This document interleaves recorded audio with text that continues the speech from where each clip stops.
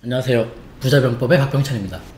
오늘은 무슨 내용을 할까 하다가 지난주에 이제 상담을 하면서 고민들이 하도 많으시니까, 그리고 또 큰 실수하시기 직전에 이제 오시는 분도 계시고 말입니다. 그러면서 이러한 부분들은 이분 상담에만 적용되는 게 아니라 다른 분들에게도 이런 실수를 좀 조심하자 라고 말씀을 드린다면은 도움이 되지 않겠나 라는 생각을 갖고서 그냥 한 7가지 적어보니까 8가지보다는 숫자 7이 좋은 것 같아서 7가지 조언이라고 한번 잡아봤는데요.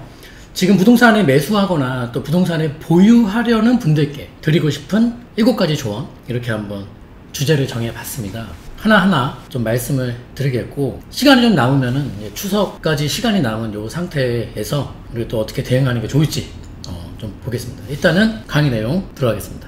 지금 부동산에 매수하거나 부동산을 보유하려는 분들에게 드리고 싶은 7가지 조언이라고 주제를 정해봤고요.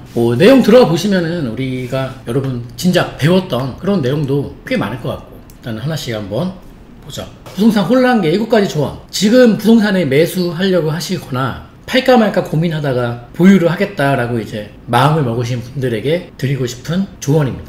첫 번째, 상급지 갈아타기 타이밍에 대해서 저는 개인적으로 늦춰서는 안 됩니다 라는 답변을 드리고 싶어요. 상급지로 갈아탄다면은 갈아타는 타이밍을 늦춰서 좋을 게 없다. 전에 올려드렸던 2달 좀 더 된 영상이 있는데요. 그 제목이 15억 원 이상 부동산으로 갈아타라. 갈아타기 기준점이 도래했으니까 고가주택, 그러니까 15억, 똘똘한 한 채, 이런 개념이겠죠. 그래서 이제 당시에 조금 고가주택을 살 수 있는 여력이 되시는 분들이시라면 상위 부동산, 상위 지역의 상위 부동산으로 갈아타는 게 어떨까라는 이제 상담을 해드렸는데요. 강의를 해드렸는데, 지금 마찬가지 상황이라고 보거든요. 상급지 갈아타기는 타이밍은 늦춰서는 안 됩니다. 그러니까 이렇게 보시면 돼요. 지금 특히 작년에 12, 16 대책 나오고 나서 금액으로 또는 지역이 곧 금액이죠. 상, 중, 하가 있다면은 대출 규제가 사실 이제 유동성을 옥죄는 부분이 컸기 때문에 상위 지역에 있는 부동산보다도 이 중하위권 부동산들 가격이 많이 올랐지 않습니까?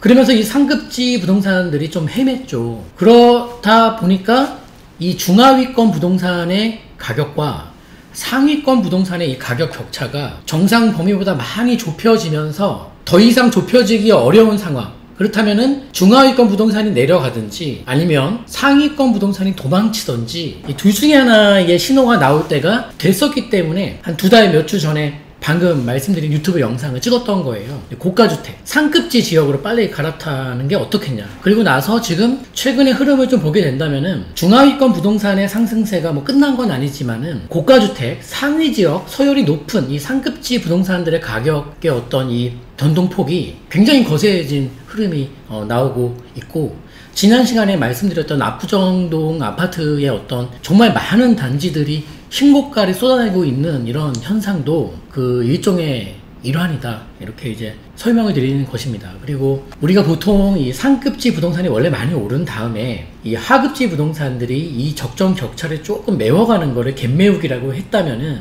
이번에는 상급지 부동산이 멈춰있는 상태에서 하급지가 많이 따라오면서 위가 도망치는 역 갭매우기가 벌어진 것입니다. 따라서 저는 갈아타기를 함에 있어서 일단 중요한 것은 서열을 거스르는 그런 갈아타기를 해서는 안 됩니다. 상급지 부동산에 팔고 중하급지 부동산으로 간다든지, 중급지 부동산에 팔고 하급지 부동산으로 간다든지 좋은 판단이 일단 아닙니다. 갈아타기의 일단 대원칙은 내가 현재 갖고 있는 부동산보다 좋은 지역으로, 윗지역으로, 상급지로 갈아타는 전략을 취해야 되지, 내려가는 어떤 부담을 줄이고자 내려가는 갈아타기를 하는 것은 좋은 결과가 나올 수가 없다. 그리고 이건 아주 기초 중에 기초이기 때문에 이런 기본적인 부분에서 실수가 나오게 되시면은 타격은 이루 말할 수 없을 정도로 큰 타격이 옵니다. 누누이 강조했습니다만은 고급 기술을 쓰다가 어떤 실수가 나오는 것과 가장 기본이 되는 밑바탕 기초에서 실수가 나오는 것은 데미지가 다르다, 타격이 다르다는 것이죠. 그래서 상급지 갈아타기 대원칙 하에서 그 시점 자체도 늦춰서 좋을 거는 없을 것 같다, 답변을 드리는 것이고, 추석이 이제 얼마 안 남았죠. 하지만 분명히 추석 전에 아직 기간이 남아있다고 저는 생각하기 때문에, 오늘 21일이죠. 오늘 21일 추석 전에 아직 시간이 우리에게 주어져 있다. 그렇게 생각을 합니다. 두 번째. 자, 지금 매수하거나 지금 보유를 하려고 하시는 분들에게 드리는 조언입니다. 두 번째. 방금 전에 설명했습니다만 이제 기본적인 실수는 치명적인데 가로 안에 있는 것을 아직도 오판하는 분들이 많다. 갈아탄다면은, 그럼 이 갈아탄다면 무언가를 사고 무언가를 또 팔아야 되는 것이죠. 이 순서가 완벽하게 동시 진행은 어렵지 않습니까?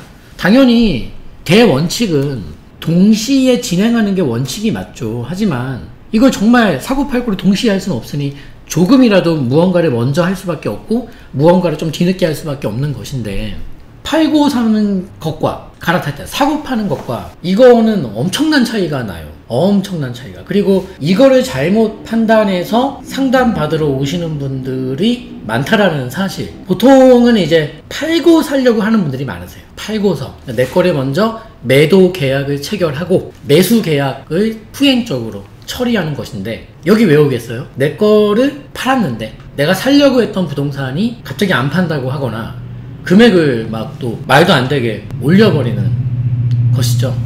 그러니까 근데 또 이제 그럼에도 불구하고 팔고 사는 분은 내가 샀는데 내게 안 팔리면 어떻게 나는 것이죠. 이거 위험하지 않냐. 나는 샀는데 내가 판 돈으로 이 산 돈을 메꿔야 되는데 나는 샀는데 안 팔리면 어떡하냐. 이거 위험하다. 근데 똑같이 여러분, 위험은 똑같이 있는 거예요. 내가 팔았는데 내가 못 산다면 그건 위험한 거 아닙니까? 그것도 위험한 거예요. 그러니까 위험은 항상 존재한다니까. 이 둘 중에 팔고 사는 것은 안전하고 사고 파는 거는 위험하다. 누가 그럽니까? 둘 다 위험한 거예요. 타이밍과 나의 자금 조달 그런 어떤 그 계획이 흔들리는 것은 어찌됐든 위험한 거예요. 근데 둘 다 위험한 건데 이 팔고 사는 분을 택하시는 분들은 팔고 사는 게 좀 덜 위험하고 사고 파는 건 많이 위험하다, 이렇게 착각하시기 때문에 그렇게 얘기를 하는 것이죠. 그냥 원칙적으로는 사고 잔금 날짜를 길게 잡고, 잔금일을 짧게 잡아버리면 내가 팔 때 또 이제 막 쫄릴 거 아닙니까? 사면서 조건으로 잔금일을 길게 잡고 그 기간 내에 내가 팔아야 되겠죠. 이게 일단 원칙입니다. 그래서 뭐 예외는 있을 수 있겠습니다만은 사고 파는 게 원칙일 수밖에 없다. 지금 시장 상황을 놓고 본다라면. 이거는 지금도 그렇고 작년에도 그랬고 재작년에도 그랬고. 그래서 이 부자병법 구독자분들이시라면은 지금 이 내용을 숙지하고 있을 것이고, 오늘 방송을 처음 보시거나 최근에 구독하신 분들은 이 내용 처음 들으실 텐데, 이건 아주 기본적인 선택의 사항이고 또 기초에 입각한 선택 사항이기 때문에 이런 부분에서 실수가 나오면은 거의 뭐 회복이 안 될 정도로 타격이 크게 옵니다. 그리고 작년에 저도 무언가를 사는 데 있어서 그 매도자분께서 시간을 잡아야 되는데 계속 시간을 뭐 못 잡고 뭐 몇 시에 했다, 뭐 또 시간을 바꾸고 하는데, 결국 그분은 오전에 샀고 그날 밤에 저한테 파신 거예요. 그날 하루에 다 끝내신 거죠. 사고 팔고를. 근데 오전에 팔고 저녁에 사고, 이게 아니라 오전에 샀고 저녁에 저한테 이제 팔고, 사고 팔고 의 순서를 같은 동일이지만 시간적으로 본다면은 오전에는 매수 계약 체결하고 밤에는 매도 계약을 체결하신 대원칙을 지키시는. 그래서 제가 딱히 뭐 그렇게 뭐라고 하지 않았습니다. 왜냐면은 근데 물어봤어요. 이분이 뭐 갈아타시나 봐요. 그러니까 맞대요. 그러니까 당연히 먼저 잡아놓고 자기 거에 던지는 거죠. 이렇게.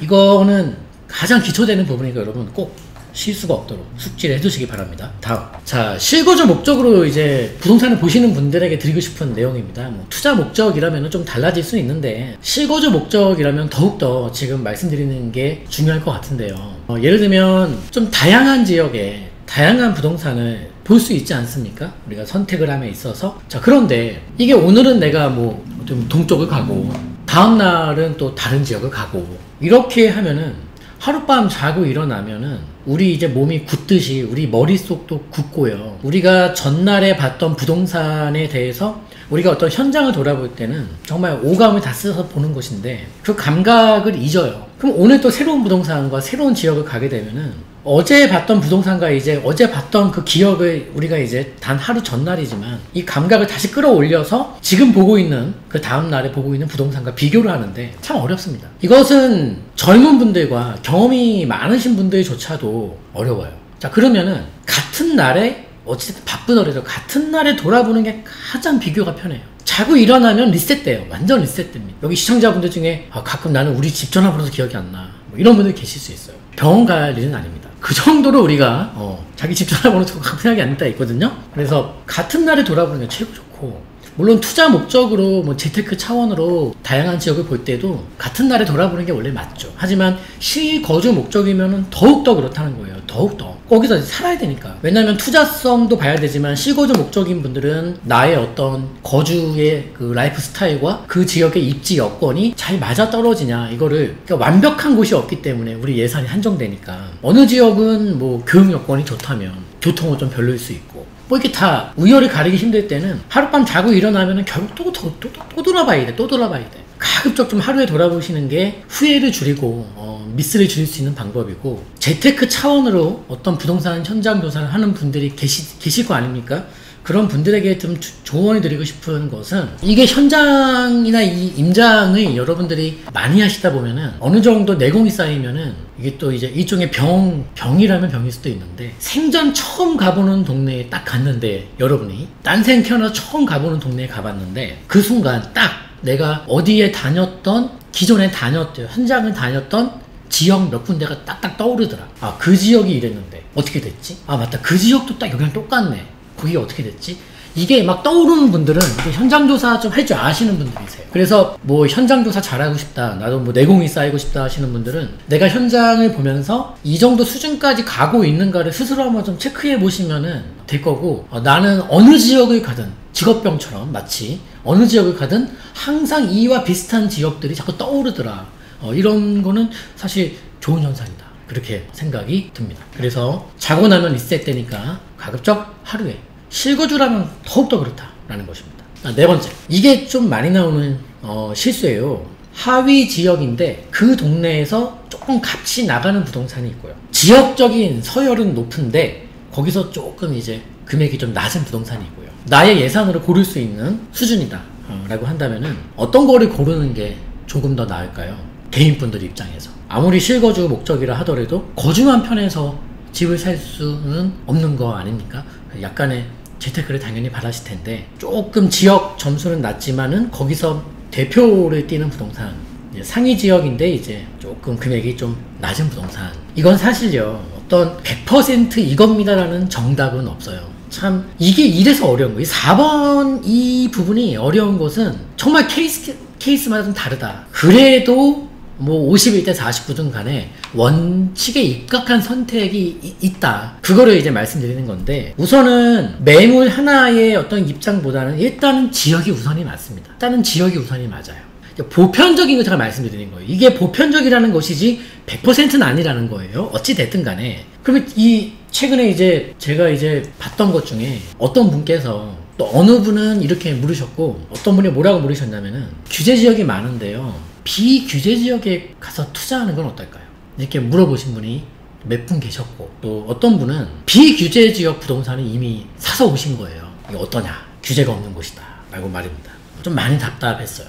네, 많이 답답했어요. 아직까지도 규제 지역이 아닌 곳들은 참 힘든 곳이죠. 물론 뭐 규제 지역이 더 늘어날 수는 있습니다만은, 여태까지도 2020년 9월까지도 규제 지역이 아닌 곳이 있다면 참 심각하다는 소리겠죠. 기회라기보다는 조금은 문제가 있다, 이렇게 이제 볼 수가 있겠는데, 낚시의 비유를 한다면은, 일단은 나의 낚싯대가, 내가 갖고 있는 낚싯대가 좀 초라할지라도 좀 좋은 저수지에 가서 저 구석탱이 한 귀탱이라도, 좀 허름한 자리라도 하나 꿰차고 앉아서 거기다 낚싯대를 던지는 게 맞지, 그 초라한 낚싯대에 입각해서 어디 저기 뭐 외진 곳에 연못 같은 데 가서 낚싯대를 던지면 안 되거든요. 그래서 어찌 됐든 간에 이 상위 지역과 하위 지역에 대한 이 부분은 100%는 아니지만은 정말 다 다릅니다. 다르지만 보편적인 원칙은 지역이 우선이다, 이렇게 이제 말씀을 드리고 싶고, 그리고 이 하위 지역이라 할지라도 지금 하위 지역인데도 규제 지역과 비규제가 있거든요. 근데 하위 지역인데 비규제를 지금 택한다는 것은 저는 개인적으로 그렇게 높은 점수를 주고 싶진 않습니다.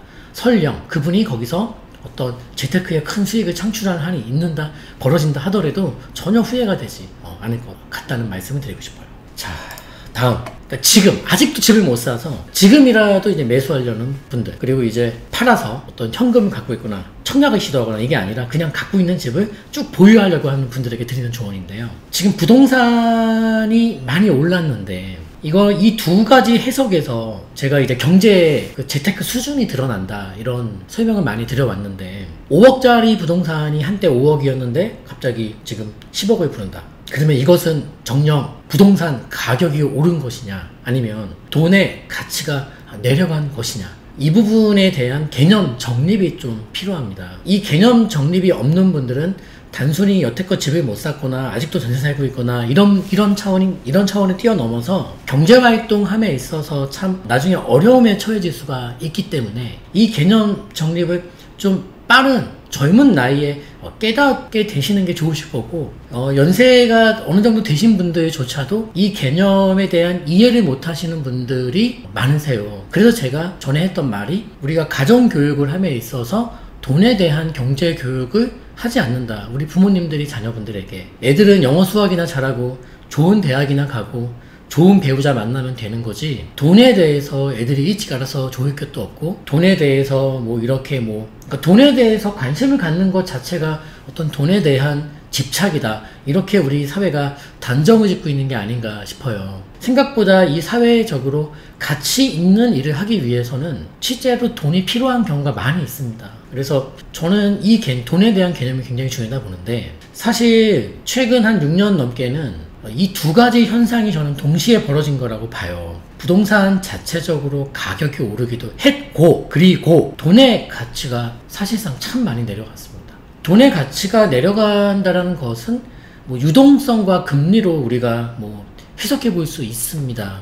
화폐 가치라는 게 환율, 금리, 이게 다 대변해 주는 건 사실 아니거든요. 근데 기본적으로 유동성이라는 우리 시중에 많은 돈이 풀리고 있고, 더 많은 돈이 풀릴 게 지금 여러 가지 사안으로 정해져 있고 보이고 있는 상황이고, 또 이제 금리가 최소한 당분간 오르기는 어렵다라는 이런 부분들은 미국의 어떤 연준의 정책이라든지 이런 차원들은 죄다 금리 인상에 최소한 부정적인 영향을 미칠 것이다. 그러면은 미국 금리에 휘둘리는 대한민국 금리도 최소한 이게 올라가기가 당분간은 좀 어려운 상황이 아니냐, 쉽게 우리가 예측을 해볼 수 있기 때문에 돈의 어떤 가치가 떨어질 수밖에 없는 여러 가지 요건들이 너무나도 많이 보이는 이런 상황. 그렇다면은 최근 6년간 부동산도 올랐고 돈의 가치도 동시에 떨어졌는데, 부동산 가격 상승이 자체적으로 요인이 사라진다 한들 돈의 가치가 계속적으로 내려간다면은 부동산은 오르지 않아도 올라 보이게 되는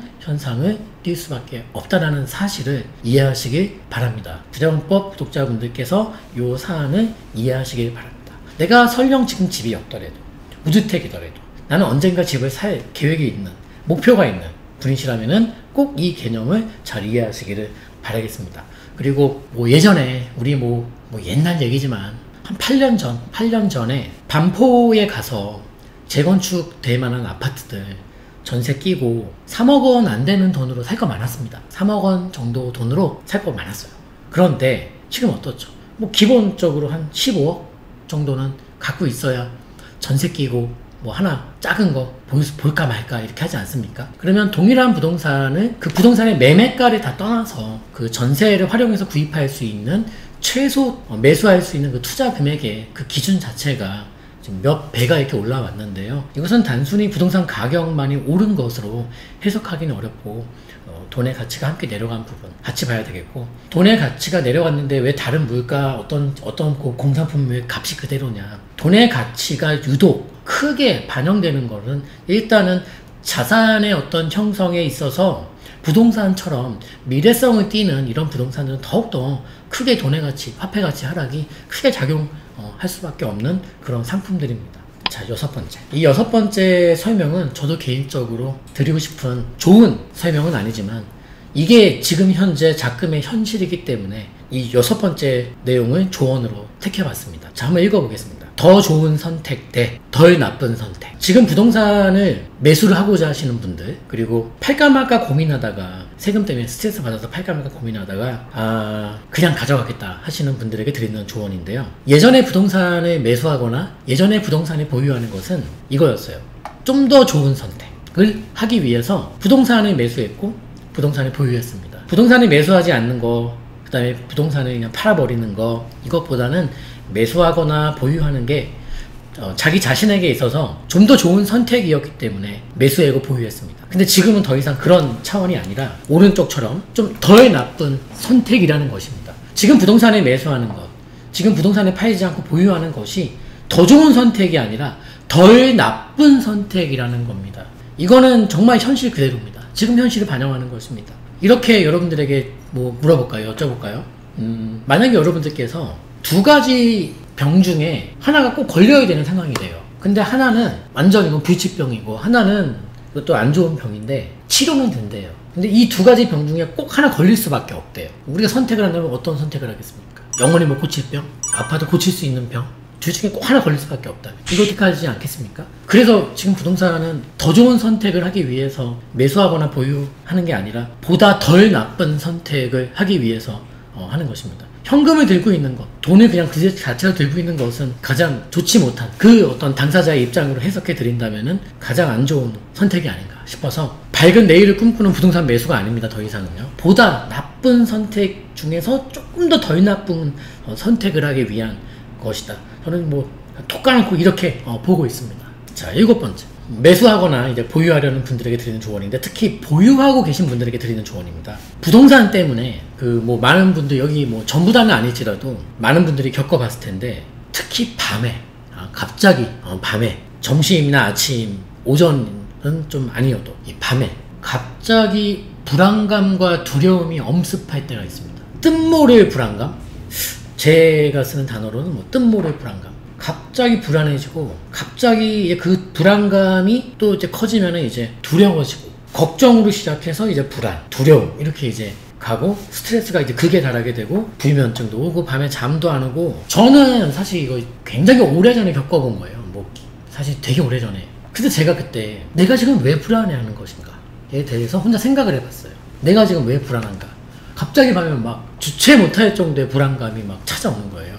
두려움이. 그 제가 스스로 물은 거예요. 나는 지금 왜 내가 지금 불안한 거지? 내가 그렇게까지 밤잠을 설칠 정도로 좀 무리한 게 뭘 벌렸나? 아닌데. 나 왜 이렇게 불안하지 근데? 왜 이렇게 두렵지? 그 이유를 알면은 마음이 편해집니다. 그 이유를 안 찾아내면은 계속 불안해요. 그 이유를 제가 알려드릴게요. 우리가 두려워하는 이유는 저의 경우 뭐였냐면은 내가 왜 불안해할까? 왜 두려워할까? 내 욕심만큼 두려운 겁니다. 여러분들의 욕심만큼 여러분들이 불안해지시는 거고 여러분들이 두려워지는 겁니다. 그럼 뭐 해야 돼요? 내려놓으세요. 내려놔. 욕심 내려놔. 이게 빨리 올라줘야 되는데 내가 막 그러니까 제가 개인적으로 오셔가지고 나 2년 만에 사고 팔 거 뭐 추천해주세요. 3년 만에 사고 팔 거 추천해주세요. 거의 상담 안 해드려요. 거의 안 해드려요. 그리고 뭐 자금도 막 무리했겠죠. 그쵸? 근데 또 이게 말이죠. 무리를 많이 한 사람일수록 효과도 또 사실 많이 나요. 그러니까 이게 적절한 게 있어요. 그러니까 우리가 두려움을 우리가 받게 되는 이유는 머리에서 시작해서 마음이 두려워지는 일은 극히 드물고 이 내면에서 시작된 원인 때문에 마음이 불안해지고 두려워지는 일이 많아요. 욕심은 여기서 생기는 게 아니라 여기서 생기는 거거든요. 그러니까 욕심의 크기와 우리가 느끼는 불안감과 두려움의 크기는 비례한다는 거예요. 그래서 웃긴 건 말입니다. 근데 이제 살까 말까를 고민하는 그 두려움, 그 다음에 사고 나서 느끼는 그 두려움이 크죠. 근데 그런 분들이 보통 보게 되면 매도할 때는 거의 공포를 느껴요. 지금 막 사고 나서 불안해 하시는 분들 있죠. 이분들 나중에 막상 팔 때가 되면 그때는 거의 두려움 정도가 아니라 공포를 느낀다고. 왜? 제가 말했잖아요. 욕심의 크기와 불안감의 크기는 비례하기 때문에 매도 시점이 되면은 그 사람의 본연의 욕심과 모든 게 다 드러나요. 매수할 때나 보유할 때는 스스로를 자기 합리화를 시키면서 그래 나는 욕심이 좀 적은 사람 이러다가 딱 파는 시점이 딱 되는 그 순간이 되면은 본성이 드러나면서 이제 욕심이 이렇게 이제 그때 알게 돼 내 욕심이 컸다는 것을. 그게 이제 거의 공포로 작용합니다. 그래서 팔 때 제가 얘기해요. 팔 땐 더 무서울걸요? 두려움 정도가 아니에요. 거의 공포를 느껴요. 매도할 때. 매수할 때 느끼는 공포는 매도할 때 느끼는 공포에 아무것도 아니에요. 그래서 내 욕심의 크기만큼 불안한 거구나. 그럼 내 불안감을 없앨 수 있는 방법은 하나예요. 내 욕심의 크기를 줄이는 거죠. 이게 뭐예요? 내려놓는 과정이죠. 내려놓으시면 밤에 불안감이 엄습하는 게 빈도가 잦아지고 강도가 약해지면서 서서히 평온을 찾습니다. 서서히 평온을 찾아요. 그래서 상담하다 보니까 유독 최근 들어서 이 두려움을 느끼는 분들, 그러니까 약간 비하가 아니라 요즘 같은 세상에서 여러분 정신과 가서 우리 상담 받거나 하는 게 창피할 일이 아니에요. 절대 창피할 일이 아니에요. 우리 사회생활 하시는 분들이 본인이 못 느낄 뿐이지 어떤 정신과에서 칭하는 어떤 병이 왔다가 스스로 모르는 사이에 바빠서 끝나신 분도 많으실 거예요. 저도 그렇게 생각합니다. 개인적으로는. 그러니까 창피할 일이 아니에요. 그런 것들은. 그만큼 이 사회생활하고 이 세상을 살아가는 뭐 슈퍼맘이든 가장이든 간에 느끼는 삶의 무게와 이게 이루 말할 수 없을 정도로 크다는 것입니다. 그게요. 좀 안 아프기를 바라는 마음이고 그 뭐 자꾸 제가 봤을 때는 또 제가 부동산 상담이나 하면 되지 아유 이렇게 뭐 한번 병원 한번 가보세요 이런 말을 또 못 드리지 않습니까? 근데 이제 상담하다 보면 많이 느껴요. 아 이분은 사실 부동산도 부동산이지만은 조금 이제 여기서 이 문제를 해결하지 못한다면 집값이 오르더라도 계속 불안감을 못 버리시거든요. 그러니까 이게 단순히 불안감이라고 제가 얘기했습니다만은 어떤 한 단어로 해석이 안 돼요. 이 느끼는 이 감정은요. 되게 당사자는 뭐 말도 못할 정도로 힘들 거 아닙니까? 그래서 일단 그 원인은 나한테 있으니 내가 그 원인을 이해하는 순간 그 해법을 찾을 수 있다는 것이에요. 할 수 있어요. 지금 이 혼란기죠. 부동산에 뭐 매수 아직도 못하신 분들이 지금 매수를 하겠다고 막 알아보고 다니는 게 보통 일입니까 이게? 뭐 얼마나 힘들겠습니까? 그리고 뭐 나는 뭐 다주택인데 지금은 세금 때문에 나 미쳐버리겠다 이거 뭐 팔아야 되냐 그냥 가져가야 되냐 이 고민은 밤잠 설치만 해요. 하지만 어떤 내가 느끼는 이 불안감의 원인을 외부 요인으로 치부하지 말고 내 스스로에게 물어보자는 거예요. 그리고 내가 내 스스로에게 물어봤는데 나는 욕심도 없는데 스트레스 받는다. 그럼 할 말이 제가 없겠습니다만은 대체로 내 욕심도 일정 부분 나의 두려움과 불안감에 일조했구나. 저는 충분히 스스로 수긍할 수 있다고 생각을 합니다. 그런 차원으로 한번 부동산 대혼란기 매수하고자 하는 분들, 보유하려는 분들에게 드리는 조언으로 내용을 한번 추려봤어요. 그리고 추석까지 시간이 조금 저는 남아있다 보는데 추석 매도하고자 하시는 분들은 추석 이후에 매도를 계획하는 게 조금이나마 나을 것 같고 매수하고자 하시는 분들은 추석 전에 지금 남아있는 한 열흘간의 이 시간도 헛되이 보내지 않기를 바라고요. 절실한 사람에게 또 기회와 운이 따를 수 있듯이 인터넷 서칭만으로는 금매를 잡을 수 없으니 현장 조사를 좀 착실하게 임해보시면 좋을 것 같고 청약 가점이 나와서 한번 당첨될 확률이 어느 정도 보이시는 분들이시라면 당연히 청약으로 한번 잡아보시면 좋겠고 더 이상의 어떤 청약으로서 답이 안 보인다 하시는 분들은 이 추석 전에 열흘도 헛되이 보내지 않기를 바랍니다. 그 이유는 연말이 되면은 이해하시리라 생각을 합니다. 그리고 부자병법 유튜브 이제 들어오시면 여러분 우리 누나가 되었어요 도서 오늘도 회사 방문해주신 우리 상담 받으신 분들이 도서를 많이 구입해 주셔서 잘하셨다 라고 칭찬해드렸고 난치병 어린이 후원금으로 쓰이고 있습니다. 전액 후원금으로 쓰이고 있습니다. 도서 판매 발행 금액도 개인적인 사비로 다 기부 형식으로 썼기 때문에 뭐 도서 발행에 소요되는 비용을 차감하고 돕는 게 아니라 전액 다 난치병 어린이 후원으로 쓰이는 책이니까요. 이 영상 7분짜리 영상 봐주시면 감사하겠습니다. 자, 오늘 벌써 이제 2020년 9월 21일입니다.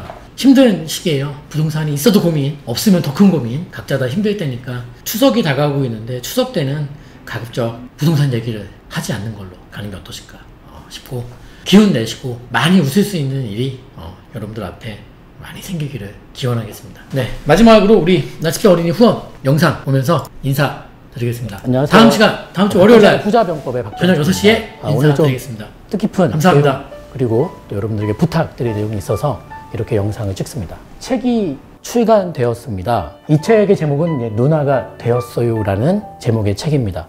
보이는 이 사진의 친구는 제 딸입니다. 이게 어떤 책이냐면요, 우리 교회 목사님께서 아주 아픈 친구가 있는데 그 친구를 도왔으면 한다라고 말씀을 하시면서 또 어린 친구들 중에서 특히 이 희귀 난치병 있는 친구들을 좀 도우면 좋겠다라는 그 취지가 너무 좋아서 시작하게 된 일입니다. 책은 정가는 15,000원입니다. 그리고 이 15,000원 중에서 우리 유통과 이 판매 구조상 나가는 비용이 9,000원이라고 합니다. 그러면 실제적으로 이 15,000원의 책을 팔아서 6,000원의 그런 수익을 낼 수 있는 것인데요. 그렇다면 너무 비용이 많이 들고 아픈 친구들을 많이 도울 수 없기에 총 3,000부를 찍은 이 책에서 1,000부만 인터넷 서점과 일반 서점에 유통을 시키고 2,000부는 제가 유통 마진 없이 직접 판매를 하겠다라고 해서 총 2,000권이 판매를 해야 되는 상황입니다. 책의 출판 비용은 총 1,755만 원이 들어갔고 그것은 제 개인적인 기부 형식으로 쓰겠습니다.